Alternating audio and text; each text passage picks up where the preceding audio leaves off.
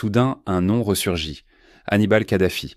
Son retour en Libye n'est pas un simple fait divers, c'est un séisme. Que signifie la réapparition de l'héritier oublié pour un pays fracturé et au-delà pour l'Afrique tout entière? Personne n'imaginait revoir un Kadhafi sur la scène libyenne. Depuis la chute brutale du régime, l'Occident croyait l'ère des fils du guide définitivement close. Mais Hannibal, longtemps relégué aux marges de l'oubli, traverse les barreaux et l'exil pour revenir au centre du jeu. Il porte seul le poids d'un passé écrasé et, pour certains, la promesse d'une revanche impossible. Ce retour n'est pas anodin. Il réveille des fidélités claniques, des réseaux enfouis, l'écho d'une stabilité perdue. Même sans foule en liesse, son nom suffit à fissurer les fragiles équilibres imposés à la Libye depuis l'année 2011. Les fantômes du passé, soudain, réclament leur place. Pour bien comprendre l'impact de ce retour, il faut se souvenir que la Libye, avant 2011, était l'un des pays africains les plus stables et prospères. Les infrastructures modernes, des services publics gratuits, une monnaie forte. Tout cela a forgé des souvenirs puissants dans la population. Par exemple, dans les années 90, un jeune Libyen pouvait accéder gratuitement à l'université, se soigner sans frais et bénéficier de logements sociaux subventionnés par l'État. Mais la secousse ne s'arrête pas aux portes de Tripoli. Au sud, au cœur du Sahel, une autre figure s'impose.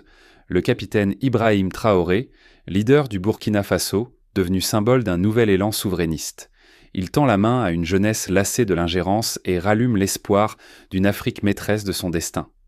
Pour illustrer la portée de ce nouveau mouvement, rappelons qu'en 2023, le Burkina Faso a chassé les troupes françaises de son territoire, affirmant ainsi sa volonté de rompre avec l'ordre post-colonial. Ce geste fort a inspiré le Mali et le Niger, qui ont suivi la même voie, marquant ainsi une rupture inédite avec plusieurs décennies de tutelle étrangère.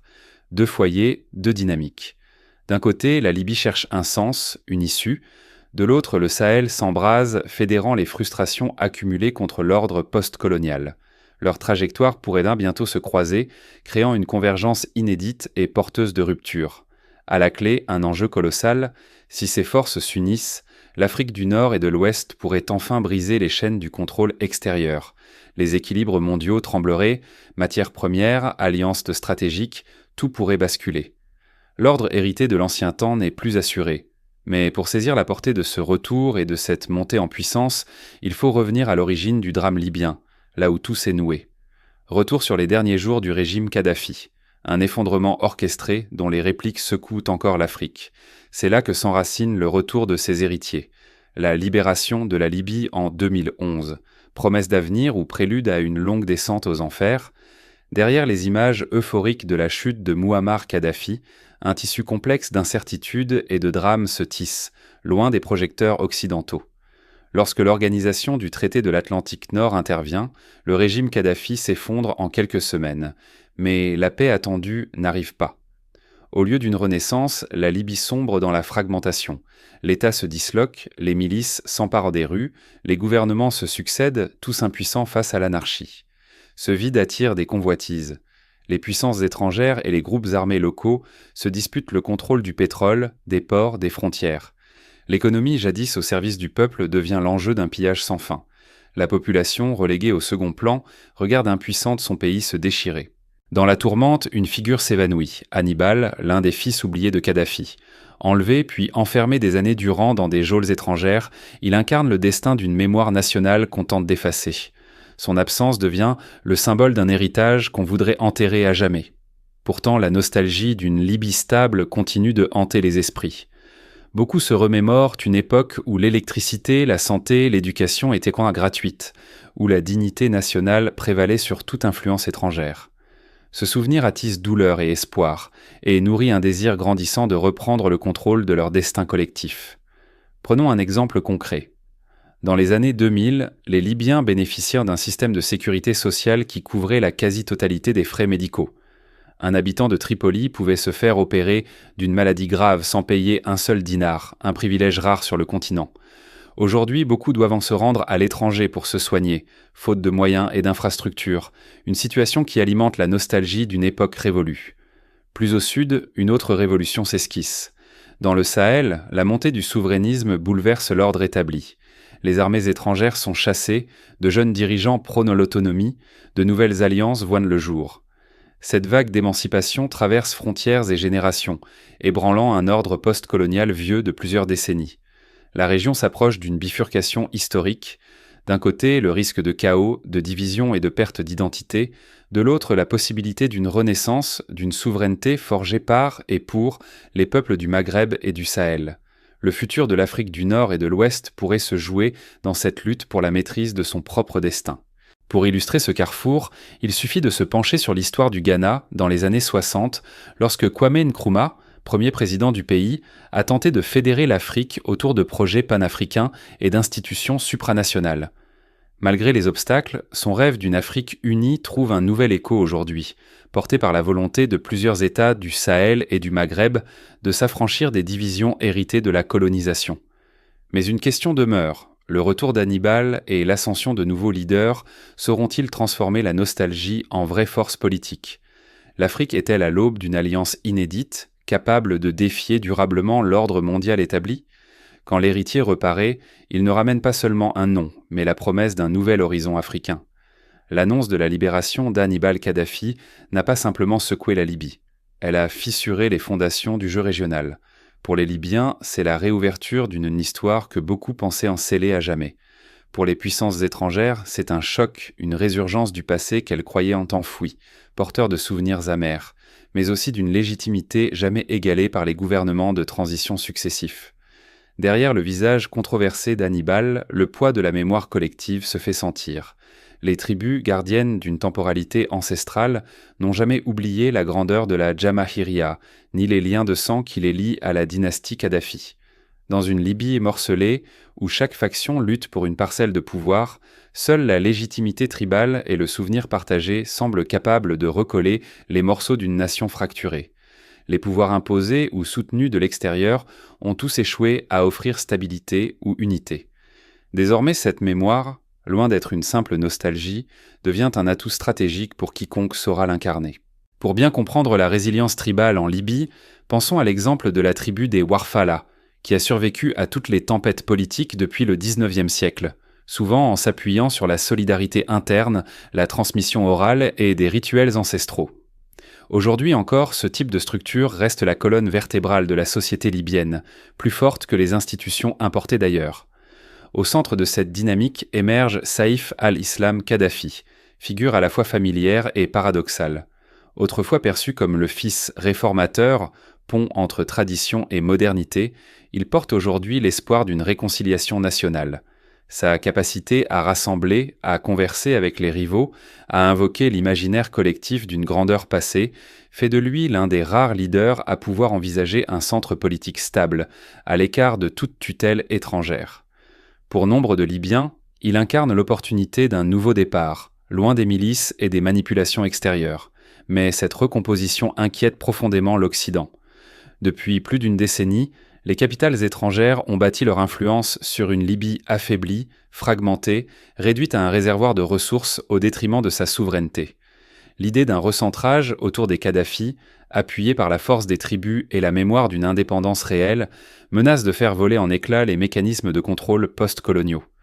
Pour Paris, Washington ou Londres, perdre l'accès privilégié aux hydrocarbures et voir se dissoudre le réseau d'alliances laborieusement tissé serait inacceptable. Prenons le cas du pétrole libyen.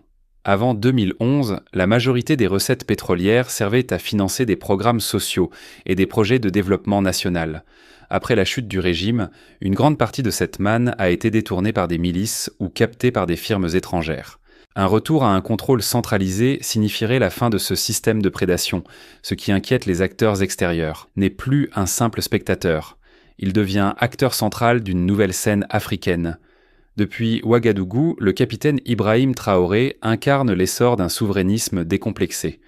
Face à la pression des bases étrangères et à la prédation économique, le Burkina Faso, le Mali, le Niger et d'autres voisins s'unissent. Ce mouvement, jadis inimaginable, trouve aujourd'hui dans la Libye post-intervention une alliée potentielle pour renverser l'ordre établi et forger une solidarité sud-sud fondée sur l'autodétermination. Les risques sont immenses, mais les enjeux tout autant. Si la Libye retrouve un centre porté par un Kadhafi et appuyé par le jeu des alliances tribales, et si le Sahel insurgé fait bloc, alors l'architecture d'influence occidentale pourrait s'effondrer brutalement. Il ne s'agirait plus d'une crise régionale, mais du prélude à une véritable indépendance africaine. Pour le continent, ce pourrait être la fin du cycle de dépendance, la reconquête de la dignité et de la sécurité. Pour leurs adversaires, ce serait la fin d'un monde où ils imposaient encore leurs règles. Pour mieux saisir la dynamique, rappelons le précédent de l'Organisation de l'Unité africaine, fondée en 1963, qui visait à renforcer la coopération régionale face aux ingérences extérieures. Si cette institution a longtemps été symbolique, la convergence actuelle du Sahel et de la Libye pourrait donner chair à un projet longtemps rêvé mais jamais abouti, une véritable union politique et économique africaine. Mais à quel prix ? Quelles conséquences une telle alliance pourrait-elle provoquer ? L'Afrique s'avance ainsi vers une zone d'incertitude explosive. Les lignes de fracture s'aiguisent et chaque acteur doit désormais choisir son camp. Et si la Libye et le Sahel s'unissaient en ces deux mains en un seul espace stratégique, imaginez un vaste corridor reliant la Méditerranée aux confins du Niger, du Mali et du Burkina Faso. Un axe où pétrole, or, uranium et ressources vitales échapperaient enfin à la domination occidentale qui pèse sur la région depuis tant d'années. L'idée d'un corridor Afrique du Nord-Sahel, longtemps relégué au rang de mythe, s'incarne peu à peu. L'alliance naissante des États souverainistes du Sahel, Burkina Faso, Mali, Niger, Guinée, dépasse désormais la simple coordination militaire. Elle devient une dynamique politique et économique affirmée, portée par des dirigeants décidés à bousculer l'ordre établi. En tissant des liens inédits, ils esquissent les fondations d'une union qui transcende les frontières héritées de la colonisation. Pour l'Occident, ce scénario prend des allures de cauchemar. La perspective d'un corridor hors pétrole, hors de leur portée, fait vaciller les certitudes dans les capitales européennes. Car derrière ce projet, il y a un risque réel, voir l'accès aux matières premières essentielles, pétrole, or, uranium, passer sous contrôle africain, bouleversant l'équilibre énergétique mondial.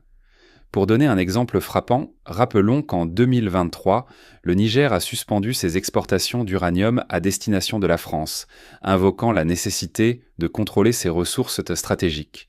Ce geste inédit a provoqué un choc sur les marchés européens et a renforcé la détermination des autres États sahéliens à protéger leurs intérêts nationaux. Au-delà des fantasmes et des craintes, la transformation s'opère concrètement sur le terrain. Les pays du Sahel bâtissent des réseaux institutionnels et économiques indépendants. Nouveaux accords commerciaux, création de banques africaines, contrôle accru des transports et des douanes. Chaque initiative renforce les bases d'une architecture souveraine.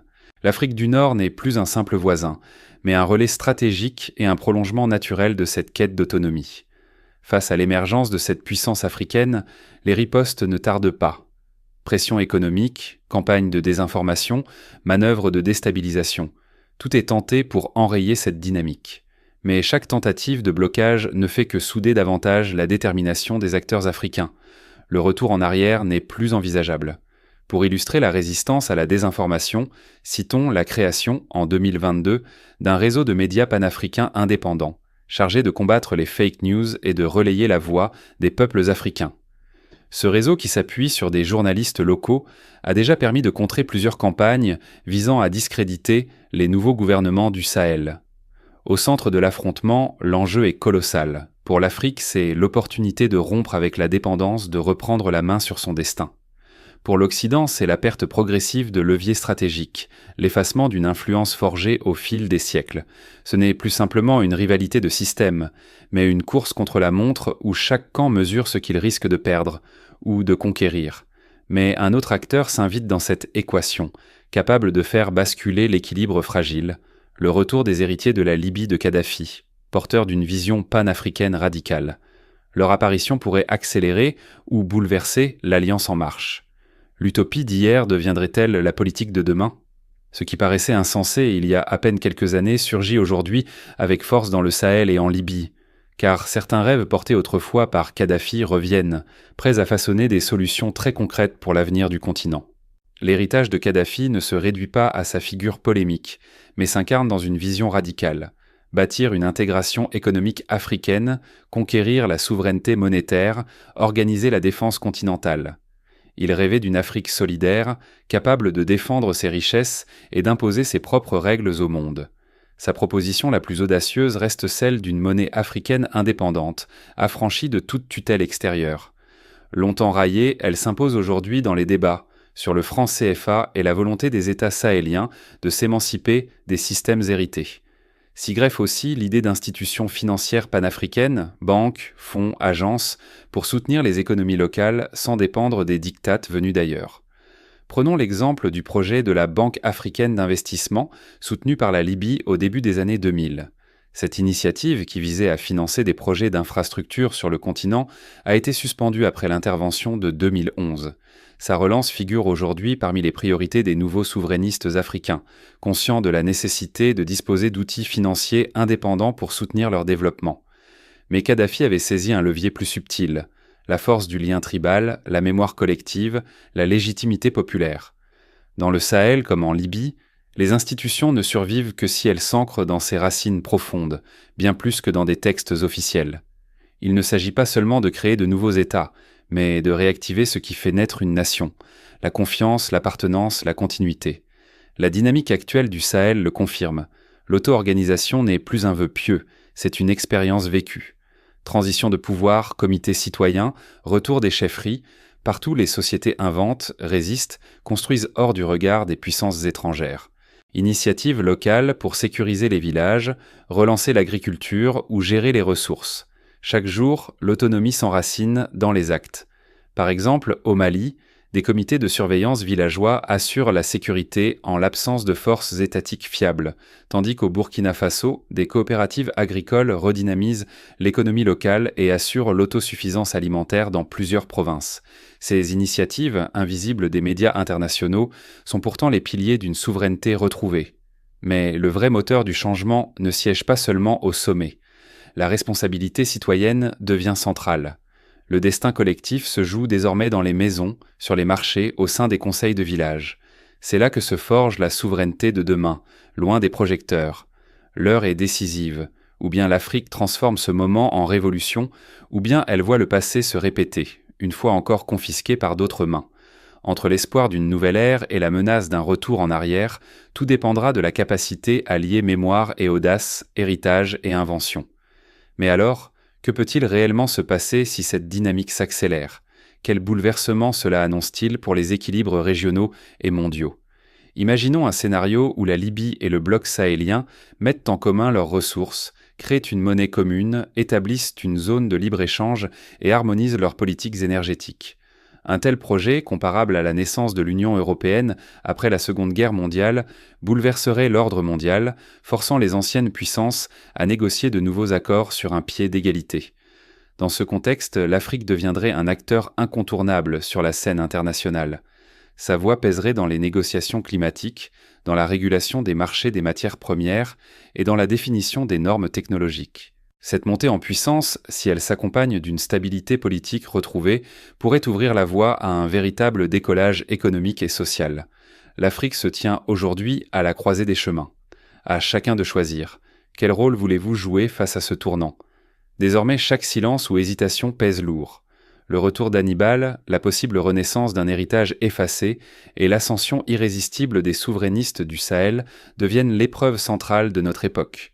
Pour l'Afrique, il ne s'agit plus de regarder l'histoire défiler, mais d'en reprendre le contrôle. Affirmer une dignité qui ne se vend pas, une souveraineté qui ne se brade plus, voilà l'urgence. Les peuples refusent d'être de simples spectateurs, dépendants de décisions extérieures ou enfermés dans un cycle de dépendance soigneusement entretenu. Ne sous-estimons pas ce qui... L'Afrique du Nord et le Sahel ne sont plus de simples zones de crise ou de rivalité importée. Ces terres deviennent les creusets d'un contre-modèle. La mémoire des tribus nourrit la résistance et la légitimité ne s'obtient plus dans des capitales lointaines, mais dans la fidélité à une histoire partagée. L'enjeu dépasse la maîtrise des ressources. Il s'agit de reconquérir le droit de choisir et de se gouverner soi-même. Pour ceux qui, en Occident, craignent de voir disparaître un accès séculaire aux matières premières ou une influence bâtie sur des décennies, il faut le reconnaître. L'équilibre du monde peut vaciller. Mais ce qui naît ici n'est ni une revanche ni un repli. C'est l'exigence d'un partage plus équitable, d'un dialogue sans tutelle et d'un nouveau pacte moral entre l'Afrique et le reste du monde. Notre responsabilité est partagée. Que l'on soit citoyen, décideur ou simple témoin, ignorer ce souffle de réappropriation, c'est risquer de figer les rapports de domination. Mais s'engager, réfléchir, soutenir ce mouvement, c'est participer à une transformation inédite. Ce choix n'est pas abstrait. Il s'incarne dans 1000 gestes quotidiens, dans nos conversations, nos choix d'information, nos solidarités, notre vigilance face à la manipulation et à la résignation. L'Afrique entr'ouvre une porte qui n'attend plus la validation de quiconque pour être franchie. Face à cette aube incertaine, la question s'adresse à chacun. Resterons-nous figés dans l'ancien ordre ou aurons-nous le courage d'être les témoins actifs d'un nouveau départ ? Pour agir concrètement, chacun peut commencer par s'informer via des médias africains indépendants, soutenir les initiatives locales de développement ou participer à des réseaux de